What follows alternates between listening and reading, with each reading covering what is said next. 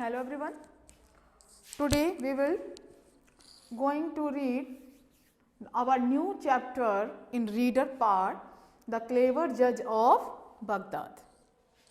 In this chapter, the story belonged to two merchants. Okay, they were close friends also, but when first merchant gave a jar to second merchant that he will take care in absence of him, then the merchant, it means second merchant, his friend, cheat him. Okay, उस merchant ने उसको cheat किया, उसको धोखा दिया. He didn't return the jar to his friend. How he get the jar and what jar have contained in that we will read in this chapter. Okay, हम इस chapter में पढ़ेंगे. So the name of the chapter is The Clever Judge of Baghdad.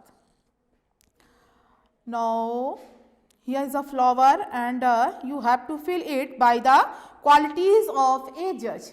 ठीक है, as you think that what quality should a judge have, you will write in this petals.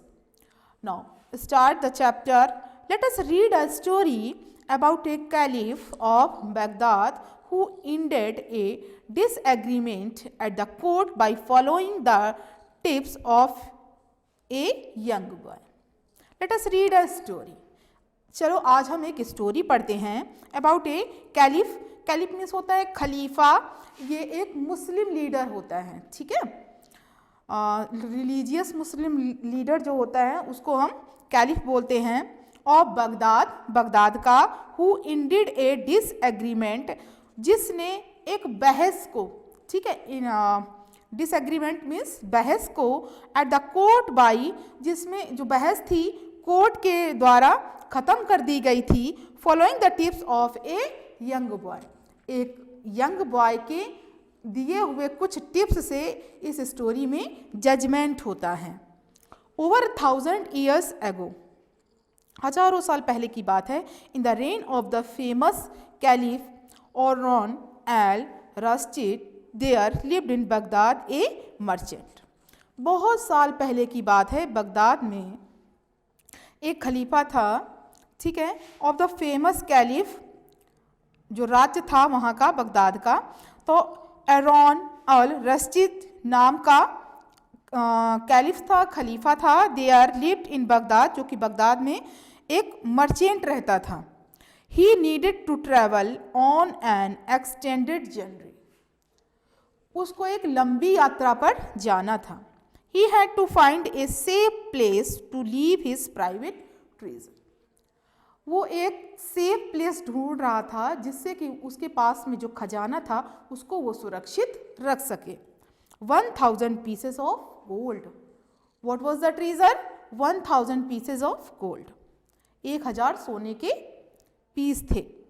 He put the gold in a jar and covered the gold with olives. उसने उस jar में उस gold pieces को रखा और उसके ऊपर से उसने ऑलिव्स, ओके, फ्रूट्स जो थे उसको रख दिया. He carried it to his neighbor and said to him, dear friend. वो उसे अपने पड़ोसी के पास में ले गया और उसको बोला कि मेरे मित्र, in a few days, कुछ ही दिनों में, I plan to depart on a journey, मैंने प्लान किया है कि मैं एक यात्रा के लिए निकलूँगा.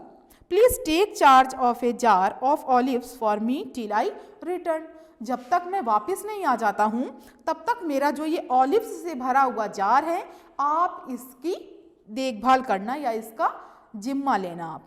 The friend promise that he would, उसके फ्रेंड ने प्रॉमिस किया कि वो ऐसा कर लेगा. The merchant was absent for 7 years from Baghdad, वो जो मर्चेंट था वो 7 साल बगदाद वापस नहीं आया. All this time his friend with whom he had left his jar of olives neither thought of him nor of the jar. जब तक उसका फ्रेंड वापस नहीं आया 7 सालों में, उसके फ्रेंड ने कभी ना तो उस जार के बारे में सोचा और ना कभी उन ऑलिव्स के बारे में. वन इवनिंग, एक शाम को, the conversation between the merchant and his wife happened to fall upon olives.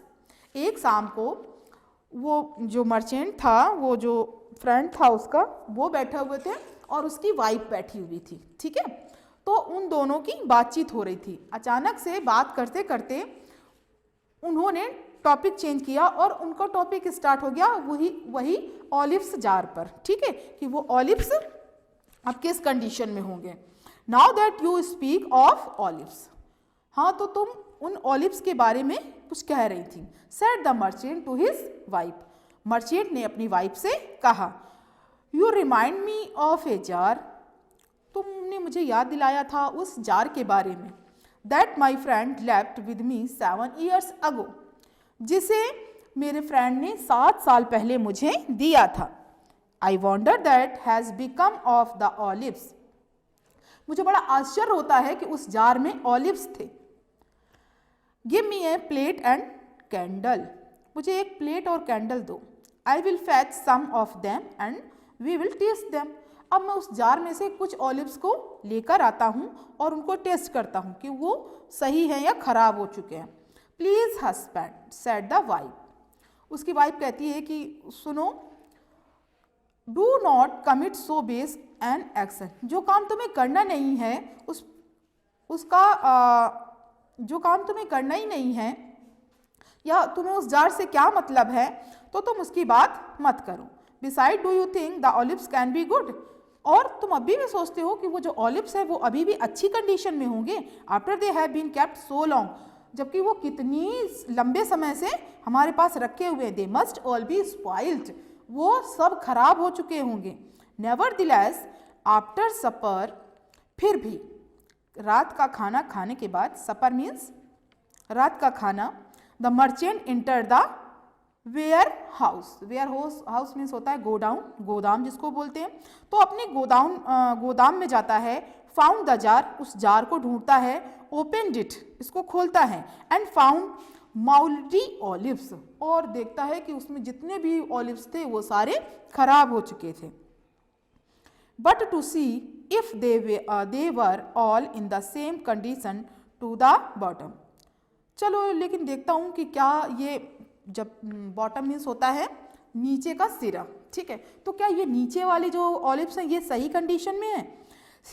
He shook the jar and out tumbled some of the gold pieces, वो क्या करता है कि उसको जार जो होता है वो प्लेट में ऐसे पलटता है उन ऑलिव्स को, तो देखता है कि उसमें से फिर वो गोल्ड पीसेस भी गिरने लगते हैं। In the days that followed, अब उस दिन से, he thought only about how he might steal the gold, उस दिन से, जिस दिन से उसने उस जार में से वो सिक्के देखे थे, वो गोल्ड देखा था, उस दिन से बस सोच रहा था कि मैं उन गोल्ड पीसेस को कैसे चुराऊं। One morning he bought some olives, एक सुबह वो जाता है और कुछ ऑलिव्स खरीद कर ले आता है। And then secretly emptied the jar, और चुपचाप से उस जार को खाली कर देता है। The jar both of the gold, olives भी होते हैं उसमें, रोटेड ऑलिव्स होते हैं और गोल्ड पीसेस होते हैं, उसको तो वो खाली कर देता है। माउल्डी ऑलिव्स, जो खराब हो चुके होते हैं olives, and of the gold, जो वो गोल्ड था उसमें। Then filling the jar entirely with new olives he covered it up, उसके बाद में वो उसके ऊपर वो सारे जो नए ऑलिव्स वो परचेस करके लाता है वो पूरे जार में फिल कर देता है। एंड कवर्ड इट, और इसको कवर कर देता है। अबाउट अ मंथ लेटर, लगभग एक ही महीना हुआ होगा, the merchant arrived at Baghdad, वो मर्चेंट जो उसका फ्रेंड था वो बगदाद वापस आता है। And paid a visit to his friend, और अपने फ्रेंड से मिलने जाता है। आफ्टर अ वाइल, कुछ देर के बाद में, the merchant asked his friend for the jar of olives which he had left with him, उसके बाद में वो अपने फ्रेंड से उस जार के बारे में पूछता है जो उसने उसको 7 साल पहले दिया था। He thanked him for having kept the jar safely for all this time, वो अपने फ्रेंड को थैंक यू बोलता है कि इतने लंबे समय तक भी उसने इस जार की देखभाल की। But on opening the jar and putting his hand down as low as he could, he was greatly surprised to find no gold pieces in the jar. लेकिन वो बड़ा शॉक्ड होता है जब वो जार को नीचे तक चेक करता है और उसमें उसे एक भी गोल्ड पीस नहीं मिलता है. For some time he stood motionless. कुछ समय के लिए तो ऐसा हो जाता है कि उसकी सांस ही रुक जाती है, मोशनलेस हो जाता है वो. Then he cried out, "It is possible." फिर वो चिल्लाता है, क्या ऐसा भी हो सकता है? He immediately returned to his friend's house. वो उसी समय अपने फ्रेंड के घर वापस आता है. My good friend, मेरे प्यारे दोस्त, said he, वो बोलता है, I put into the jar 1,000 pieces of gold. मैंने इस जार में 1,000 सोने के पीस रखे थे. Which I do not find, जो कि मुझे नहीं मिले इसमें. Perhaps you might have used them in your business. हो सकता है कि तुमने उन पीसेस, गोल्ड पीसेस को अपने बिजनेस के लिए यूज कर लिया हो. Only tell me when you can repay me. केवल मुझे इतना बता दो कि तुम उनको कब तक रिपे कर पाते हो. ठीक है, मुझे कब तक लौटा पाओगे. The friend denied taking the money. उसका जो फ्रेंड होता है वो मना कर देता है कि मैंने वो गोल्ड पीसेस नहीं लिए हैं. सून आर्ग्यूमेंट्स फॉलोड. और फिर इसके बाद क्या होता है कि बहस होने लग जाती है, दोनों में झगड़ा स्टार्ट हो जाता है. The merchant summon his friend to court. फिर वो जो मर्चेंट होता है वो अपने फ्रेंड को कोर्ट में बुलाता है, कोर्ट में बुलवाता है फॉर जस्टिस, न्याय के लिए. The friend took an oath that he never had the money he was accused of taking. उसका फ्रेंड बोलता है कि मैंने कोई मनी नहीं लिया है, मैं अपराधी नहीं हूँ. And that he did not so much as know such a sum ever exist. और मुझे तो ये भी नहीं पता था कि इसमें कुछ गोल्ड है या पैसा है इस जार के अंदर, तो मुझे ये भी नहीं पता था. द जज dismissed the case for lack of evidence. कुछ सबूत ही नहीं मिला जज को, इसलिए उन्होंने केस को डिसमिस कर दिया. इट मीन्स क्लोज कर दिया, बंद कर दिया उन्होंने इस केस को, क्योंकि कोई प्रॉपर जो सबूत था, एविडेंस था, वो नहीं मिला. Extremely upset. बहुत ज़्यादा उदास हो गया वो मर्चेंट जिसका जार था. The merchant decide to seek justice from the caliph Harun al Rashid himself. अब वो कहता है कि मैं खुद ही न्याय मांगूंगा. दिस वॉज, उसने निर्णय लिया कि मुझे किसी भी कंडीशन पे अपने 1,000 पीसेस गोल्ड वापस लेने हैं. This was a difficult case as a जज आई हैड डिसमिस्ड इट. ये बहुत ही डिफिकल्ट केस था जब एक जज ने इसको पहले ही डिसमिस कर दिया, रद्द कर दिया, यानी कि वो केस अब बंद हो चुका था. That save evening the caliph. उसी शाम वो जो खलीफा था, कैलिफ था, अकम्पनीड बाय द ग्रांड वजीर. वजीर होते हैं जो एडवाइज़र होते हैं, मुस्लिम्स एडवाइज़र को वजीर बोलते हैं. ओके, तो went disguised through the town as it was his custom to do. जैसे कि उनकी प्रथा थी कि वो भेष बदल कर अपनी पूरी जो उनका रेन था, राज्य था, उसमें भेष बदलकर अपने वजीर के साथ में घूमते थे और लोगों का चुपचाप से हालचाल पता करते थे. On passing through a street. जब वो एक गली से होकर गुजरते हैं, he came to a gateway through which he saw 10 or 12 children playing. जब वो एक गली के प्रवेश द्वार पर आते हैं तो वो देखते हैं कि कुछ बच्चे वहाँ पर खेल रहे होते हैं. The caliph heard one of the children say, let's play court room. Caliph सुनता है कि कुछ बच्चे कह रहे हैं कि चलो क्या कोर्ट रूम खेलोगे. कोर्ट रूम मीन्स अदालत होता है, ठीक है. As the affair of the merchant was widely discussed in Baghdad. जैसा कि बगदाद में ये जो मैटर था मर्चेंट वाला बहुत बड़े तरीके से फैल चुका था, यानी कि हर जगह इसी केस की बातचीत होती थी. The children quickly agreed on the part each one was to act. जो बच्चे थे वो सब खुशी खुशी राजी हो गए कि हाँ हम ये वाला गेम खेलेंगे. द जज asked the merchant to speak the actor related every detail. उसमें से वो एक जो बच्चा होता है वो एक्टर बनता है, सॉरी मर्चेंट बनता है. The actor related every detail. जो एक्टर था, जो वो बच्चे एक्टिंग कर रहे थे, उनके पास में पूरी डिटेल थी। The friend denied having taken the money. ठीक है, वो बच्चे अब वही रोल प्ले कर रहे हैं जो दोनों मर्चेंट के साथ में हुआ था। तो जो नेक्स्ट दूसरा वाला मर्चेंट होता है वो मना कर देता है, हैविंग टेकिंग द मनी, कि उसने कोई भी मनी या पैसा लिया है, and offer to give an oath, और वो एक कसम भी लेता है that what he had said was the absolute truth, कि जो वो कह रहा है वो बिल्कुल सही कह रहा है। इट मीन्स वो झूठ नहीं बोल रहा है। नॉट सो फास्ट, इतनी जल्दी नहीं, सेड द जज। अब वो जो बच्चा जज बना हुआ है वो कहता है कि इतनी जल्दी तो न्याय नहीं हो सकता है। I myself would like to see the jar of olives, मैं मेरे तरीके से देखूंगा कि वो जो ऑलिव्स वाला जार है वो क्या है। The merchant pretend to set a jar before the जज। फिर जो बच्चे थे वो प्ले कर रहे हैं, ठीक है, तो वो एक झूठ मूठ का जार उसको जज को दिखाते हैं। द जज look into the jar, ठीक है, फिर वो जज जो होता है वो जार में देखता है।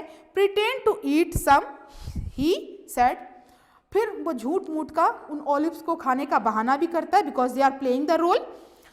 ही सेड, फिर वो जो बच्चा है जज बना हुआ है वो कहता है दे आर एक्सीलेंट, ये सारे तो अच्छे हैं, but olives can not keep for 7 years and be so good. लेकिन कोई भी फ्रूट है, कोई भी फल है, वो 7 साल तक तो अच्छा नहीं रह सकता है। ठीक है, तो ये जो ऑलिव्स हैं ये 7 साल तक अच्छे नहीं रह सकते क्योंकि ये सड़ जाएंगे, बेकार हो जाएंगे। लेकिन ये जो ऑलिव्स है इनका टेस्ट बिल्कुल फ्रेश है। Therefore we must call some olives merchant and let me hear their opinion। इसलिए मुझे लगता है कि मुझे जो ऑलिव्स मर्चेंट होते हैं, ऑलिव्स खरीदने और बेचने वाले जो व्यापारी होते हैं, उनको बुलाना पड़ेगा और उनसे मुझे राय लेनी पड़ेगी कि ऑलिव्स कितने समय तक हम प्रोटेक्ट कर सकते हैं। 2 olive merchant present themselves, ठीक है, 2 ऑलिव्स मर्चेंट प्रेजेंट होते हैं। सर रिप्लाइड द 2 मर्चेंट्स, वो जो 2 मर्चेंट होते हैं ऑलिव्स मर्चेंट, वो बोलते हैं no matter how great the care taken of them, ये कोई मैटर नहीं रखता है कि आप उन ऑलिव्स की कितनी केयर कर रहे हो। Olives will hardly B worth anything the 3rd year, मुश्किल से 3 साल ही ये ऑलिव्स सही पोजीशन में रहते हैं। For then they have neither taste और नॉर कलर, 3 साल के बाद में ना तो इनमें कोई टेस्ट बचता है और ना ही इनमें कोई कलर रह जाता है। टेस्टिंग द ऑलिव्स, ऑलिव्स चख कर दे टोल्ड द जज that they were new and good, फिर वो जो मर्चेंट्स होते हैं वो उन ऑलिव्स को टेस्ट करते हैं। ठीक है, उसके बाद में बोलते हैं कि ये जो आपका ऑलिव्स हैं ये बिल्कुल फ्रेश कंडीशन में हैं और ये अच्छे भी हैं। द जज pointed a finger at the accused, you are a rob, he cried and deserve to be punished. The जज पॉइंटेड ए फिंगर, उसी समय वो जो जज होता है, वो बच्चा जो जज बना होता है, वो उस एक्यूज्ड की तरफ, वो जो मर्चेंट था, वो अपराधी था, उसकी तरफ उंगली करके कहता है कि तुम अपराधी हो, तुम एक चीटर हो, तुम एक बेईमान व्यक्ति हो, and you deserve to be punished, और तुम सजा के हकदार हो, यानी कि तुम्हें सजा मिलनी चाहिए। The caliph knew what he was going to do, अब वो जो कैलिफ था, ठीक है, जो भेष बदल कर बच्चों का नाटक सुन रहा था, अब उसको आइडिया मिल जाता है कि अब मुझे क्या करना है।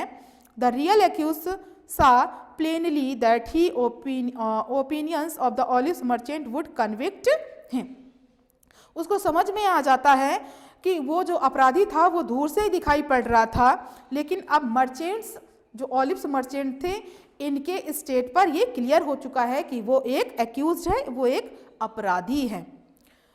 He confessed to his crime and revealed where the 1000 pieces of gold were hidden, वो जो मर्चेंट होता है वो अपना गुनाह कबूल कर लेता है। ठीक है, अपना गुनाह कबूल कर लेता है और वो उस जगह को भी बताता है जहाँ पर उसने वो 1000 pieces गोल्ड के रखे हुए थे। The fortune was quickly located and restore to the merchant, जो पहले वाला जो व्यापारी था जिसका वो जार था, तो उसको वो 100 pieces, वो 1000 pieces गोल्ड मिल जाता है और उसकी जो किस्मत होती है वो दोबारा से चमक जाती है, उसका खोया हुआ जो मनी था उसको ट्रेजर मिल जाता है। The caliph sternly warned the merchant and rewarded the boy judge with a purse of 100 pieces of gold as a token of his admiration. The caliph sternly warned the merchant. जो वो cheater होता है, ठीक है, accused होता है, जो caliph है उसको बहुत ही स्ट्रांगली वार्न करता है कि अब फ्यूचर में तुम किसी के साथ ऐसा नहीं करोगे। और जो बच्चों ने वो प्ले किया था, जो जज बना था बच्चा, तो कैलिफ ने उसको 100 पीस गोल्ड दिया निशानी के तौर पर और उसकी प्रशंसा के लिए, ठीक है। So this is the story of this chapter बेटा। Now story is completed now and I hope that you have understood the story. You have to read the chapter once again and try to pronounce the hard words. In next class we will do the hard words, word meaning and question answers of this chapter. Thank you everyone.